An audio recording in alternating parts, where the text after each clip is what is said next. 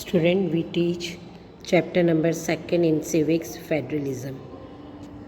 In the previous chapter, we noted that the vertical divisions of power among the different levels of government is one of the major forms of power sharing in modern democracies. In this chapter, we focus on this form of power sharing. It most commonly referred to as the federalism. We begin by the describing federalism in the general terms. बच्चों, आज मैं आपको अध्याय 2 लोकतंत्र में पढ़ाऊंगी संघवाद। पिछले अध्याय में हमने गौर किया था कि शासन के विभिन्न स्तरों के बीच सत्ता का ऊर्ध्वाधर बंटवारा आधुनिक लोकतंत्रों में सत्ता की साझेदारी का एक आम रूप है। इस अभ्यास में हम सत्ता के बंटवारे के इसी स्वरूप पर विचार करेंगे। इसे आमतौर पर संघात्मक कहा जाता है। इसमें एक लोकतांत्रिक व्यवस्था के अंदर अलग अलग इलाकों के साथ रहना और चलना संभव हो पाता है। India is an important democratic republic in the world. The former of the Indian Constitution adopted the parliamentary form of government under the democratic set-up. Under these systems, the executive at the center as the responsible to parliament and the executive in the states of responsibility to legislative assembly. बच्चों, आज मैं आपको भारत के विषय का प्रमुख लोकतांत्रिक गणराज्य है। भारतीय संविधान निर्माताओं ने लोकतांत्रिक पद्धति के अंतर्गत संसदीय शासन प्रणाली को स्वीकार किया है।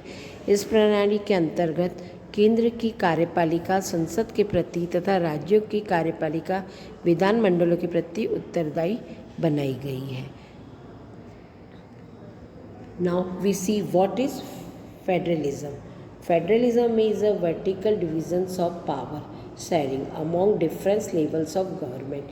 It is systems of government in which power is divided between the central authority and the various constituent units of country. This feature ensures delegations of power is avoids concentrations of power under the single authority.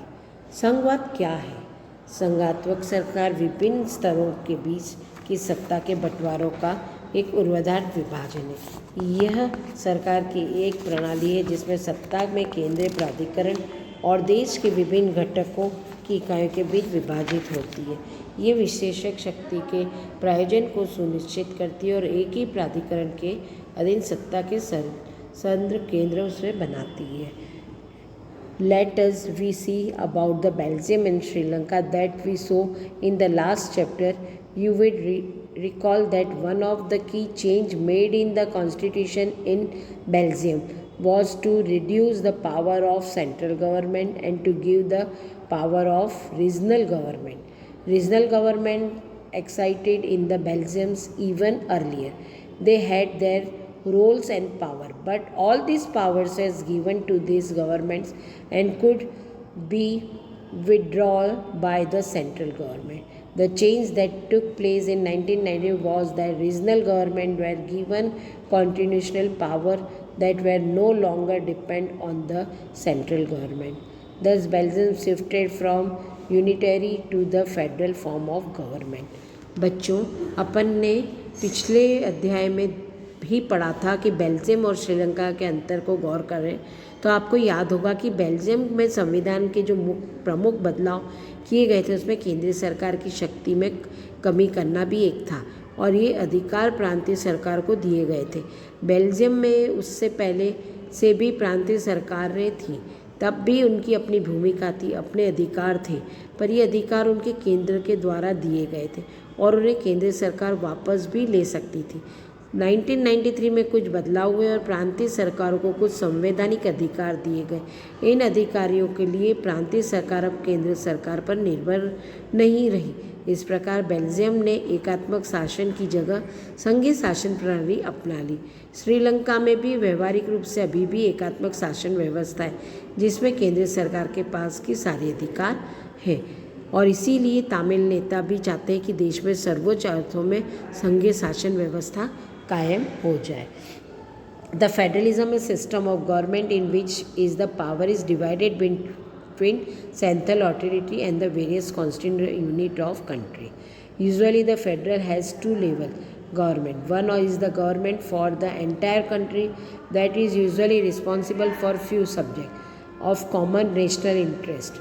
The other are governments at the level of provisions of state that look after the much of day by day administrating of their state.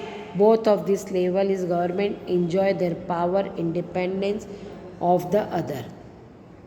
Level of the federalism. Government for the entire country, that is usually responsible for a few subjects of common national interest.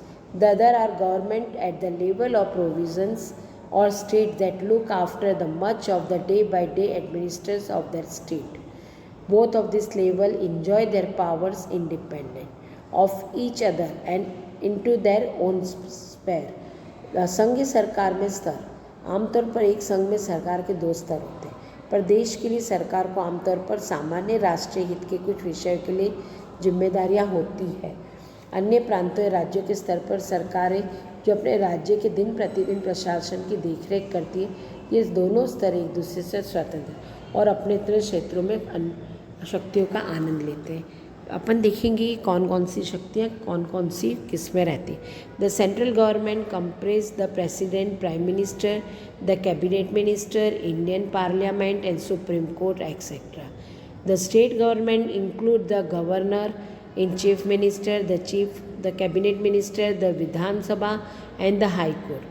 The local government include municipality, corporations, municipalities, district panchayat, janpad panchayat and gram panchayat. For proper administrations, the country is divided into state revenue division, district, tehsil and villages. In this way, the administrators set up the properly organized from top to bottom level. बच्चों, इसको समझने के लिए हम देखेंगे किस किस में कौन कौन सी शक्तियाँ रहती हैं। केंद्रीय शासन के अंतर्गत राष्ट्रपति, प्रधानमंत्री, मंत्रिपरिषद, भारतीय संसद और सर्वोच्च न्यायालय आदि आते हैं। प्रांतीय शासन के अंतर्गत राज्यपाल, मुख्यमंत्री, मंत्रिपरिषद, विधानमंडल तथा उच्च न्यायालय आते हैं। स्थानीय प्रशासन के अंतर्गत नगर निगम, नगर पालिकाएँ, जिला पंचायत, जनपद पंचायत तथा ग्राम पंचायत आती है। प्रशासन की दृष्टि से संपूर्ण देश को प्रदेशों और संभागों, जिलों और तहसीलों तथा ग्राम इकाइयों में बांटा गया है। इस तरह प्रशासन के तंत्र उच्च स्तर में निचले स्तर से परस्पर जोड़ा गया हुआ है। Difference between federal and unitary system. Under the unitary system either there is only one level of government, while in the federal system this exist multiple level of government. Under the unitary system, the sub-units are subordinate to the central government, but in a federal setup, they are independent of each other. Under the unitary system, the central government can pass on the order to the provisional or the local government, but in the federal system, the central government cannot order to state government to do something. संघीय और एकात्मक प्रणाली के बीच में है। एकात्मक प्रणाली के तहत या तो सरकार का केवल एक स्तर होता है, जबकि संघीय प्रणाली में सरकार के कई स्तर मौजूद होते हैं। एकात्मक प्रणाली के तहत या तो सत उप इकाइयों केंद्र सरकार के अधीन होती है, लेकिन एक संघीय व्यवस्था में वे एक दूसरे से स्वतंत्र होती है। एकात्मक प्रणाली के तहत केंद्र सरकार प्रांतीय व स्थानीय सरकार को आदेश दे सकती, लेकिन एक संघीय प्रणाली में केंद्र सरकार राज्य सरकार को कुछ कहने का आदेश नहीं दे सकती है। की फीचर्स ऑफ फेडरलिज्म. अब हम the characteristics of federal form the government. That form of government under which power of government are divided by the constitutions between the central government and the provisional और the state government. The source of power is respect of the both the governments is the constitutions. The constitutions is the supreme. The procedure of the amendments in the constitutions is generally difficult and supremacy of judiciary and external. So also it is external that the constitution is written and rigid. Such form of government is known as the federal form of government. बच्चों, अब हम उसकी संघात्मक की विशेषताएं देखेंगे कि शासन की इस प्रणाली में, जिसमें शासन की शक्तियाँ संविधान द्वारा केंद्रीय तथा संघ की सरकार और प्रांतीय राज्य सरकारों मध्य विभाजित की जाती है, दोनों सरकारों की शक्ति का स्रोत संविधान होता है। संविधान सर्वोच्च होता है। संविधान संशोधन का प्रक्रिया प्राय कठोर होती है और न्यायपालिका की सर्वोच्च अनिवार्यता होती है। संविधान लिखित व कठोर होना आवश्यक है। शासन की यह प्रणाली संघात्मक शासन प्रणाली होती है। The first one is a dual government. In the Indian union there is a both of government, union government and state government. There is an executive in the union where there is a council of minister and there are the president, the prime minister, and there is the legislature of people representative. Similarly, in the state also there is executive legislature where in there is governor and the counseling of minister under the chief minister, and the legislative assembly, the people representative. This arrangement is known as the dual form of government. बच्चों, दोहरी सरकारी पहली विशेषता है। भारत में संघ और राज्य दोनों सरकार होती है। संघ में कार्यपालिका होती है जिसमें राष्ट्रपति और प्रधानमंत्री के नेतृत्व में मंत्रिपरिषद तथा जनप्रतिनिधियों की व्यवस्था होती है। इसी प्रकार राज्य में भी कार्यपालिका और व्यवस्थापिका होती है जिसमें राज्यपाल और मुख्यमंत्री के नेतृत्व में मंत्रिपरिषद तथा जनप्रतिनिधियों की विधानसभा है। यह व्यवस्था दोहरी शासन प्रणाली कहलाती है। The second character is division of power. There is a division of power between union and the states under the constitution. Accordingly, the center and the state make laws and run the administration as per the subject. Under that, jurisdictions of power have been allocated in the constitutions in the following manners. The first one, Union List. 97 subjects of national importance are contained in the Union List, in which subjects like defense, foreign affairs, defense force, finance, communications, railway are prominent. The state list is a second. 62 subject and regional importance like judice, policies, educations, agriculture, social welfare, etc. are in the state list. The concurrent list. Originally there were 47 subjects in this list, but after the 42 amendment, 4 subjects or 1 more subjects were added. Thus, presently there are 52 subjects: marriage, divorce, trust and trustees, forest, wildlife, of protections of birds, social sanctuaries, security and the social insurance, labor welfare are some important subjects. Both of center and state government can frame laws on subject contained in the concurrent list, but if a law has been enacted by the central government, that shall be enforced. The fourth one is residual power. If the central subject remain over and above the 3 lists, such subject shall be within union government. बच्चों, शक्तियों का विभाजन second संघात्मक की विशेषता है। संविधान में संघ और राज्य के मध्य शक्तियों का स्पष्ट विभाजन है। इसके अनुसार संघ और राज्य सरकार उनको सौंपे गए जिसके विषय पर कानून बनाती है एवं प्रशासन करती है। संविधान में शक्तिशाली का विभाजन निम्न प्रकार से किया गया है। संघीय सूची। राष्ट्रीय महत्व के 97 विषय संघीय सूची में, इनमें प्रतिरक्षा, विदेश संबंध, सेना, वित्त, संचार, रेलवे आदि प्रमुख है। राज्य सूची। क्षेत्रीय महत्व के 62 विषय पर राज्य सूची में है। इस सूची में न्याय, पुलिस, शिक्षा, कृषि, समाज कल्याण आदि विषय सम्मिलित है। तीसरी समवर्ती सूची। इस सूची में मूलतः 47 विषय रह गए थे, किंतु 40वें संशोधन द्वारा राज्य सूची में 4 विषय और एक अन्य विषय जोड़कर अब 52 विषय हो गए। विवाह, विवाह विच्छेद, न्याय और न्यायसी, वन, वन्य जीव जंतु और पक्षियों का संरक्षण, सामाजिक सुरक्षा और सामाजिक बीमा, श्रमिक कल्याण आदि विषय सम्मिलित हैं। समवर्ती सूची पर केंद्र एवं राज्य दोनों ही सरकारें कानून बना सकती है, किंतु यदि किसी विषय पर संघ ने कानून बना दिया तो संघ को कानून को प्रभावशील होगा।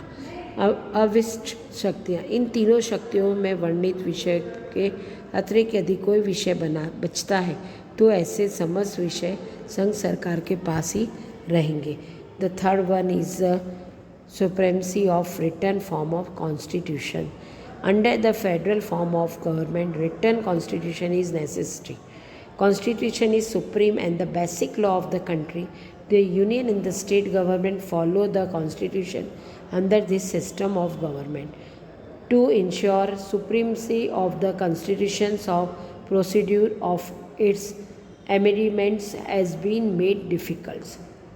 बच्चों, तीसरी विशेषता है संविधान का लिखित स्वरूप और उसकी सर्वोच्चता। संघात्मक शासन प्रणाली में संविधान लिखितबद्ध होना आवश्यक है। संविधान देश का आधारभूत एवं सर्वोच्च कानून होता है। इस प्रणाली में संघीय और प्रांतीय सरकारें संविधान की व्यवस्था का पालन करती है। संविधान की सर्वोच्च को बनाए रखने के लिए संशोधन में संविधान में संशोधन की प्रक्रिया को कठोर बनाया गया है। The fourth characteristics of federal supremacy of judiciary. Under the federal form of government, supremacy of judiciary is important. The Supreme Court is the protector of the constitutions, laws framed and the decisions taken contrary to the constitution can be declared null and void by the Supreme Court. Necessary provisions have been made in the constitutions to ensure independence of judiciary. बच्चों, चौथी विशेषता है न्यायपालिका की सर्वोच्चता।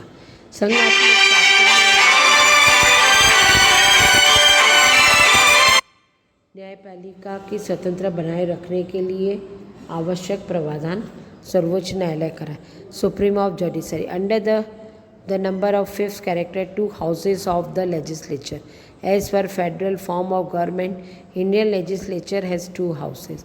First house is called parliament and the second one is called the council of state. The council of state Rajya Sabha represent the state. In the council of state, representative form of states are indirectly elected. Member of the parliament are elected directly by the people. पांचवा है प्रशासनिक द्विसदनात्मक व्यवस्थापिका।